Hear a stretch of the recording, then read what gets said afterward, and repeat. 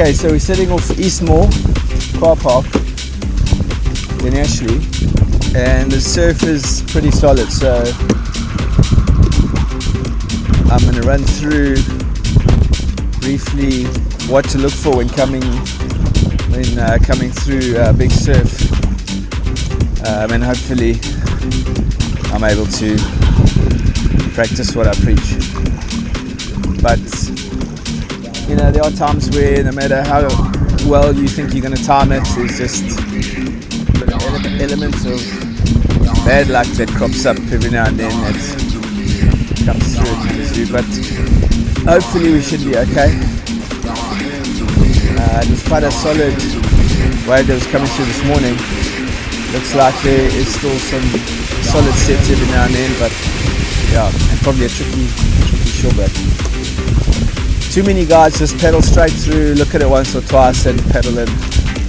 I wouldn't advise that unless you're very experienced. I think rather have a look at it for a couple of 20, 30 seconds, a minute, even 2 minutes.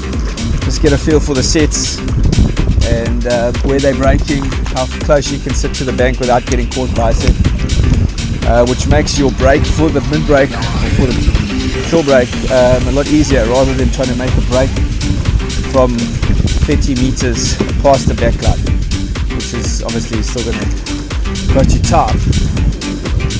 I always like to sit parallel to the horizon, just so that if you have to quickly turn and punch an outside set, it's a lot quicker. If you're facing the beach, you obviously have to scramble and turn your ski around, and sometimes it's not always possible to do. It's normally a good idea just to wait for a nice set to come through and then try and get a small one after that set, or paddle in straight after the set, try and pick up a small wave. It's hard to see if there's one out the back. Just have one quick last look. Okay, that looks good. Try and pick this little one up.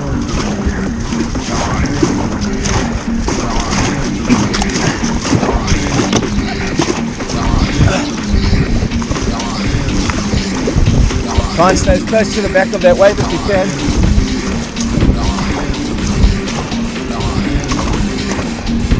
There's another one picking up in the mid-break here. Try to get onto that one.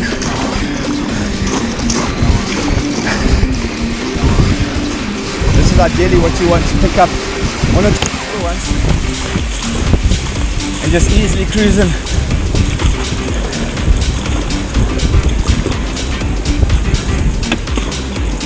Now you won't be able to see, but there's a few sets. There's a few mid-breaks. And I have to give it hard into the shore break.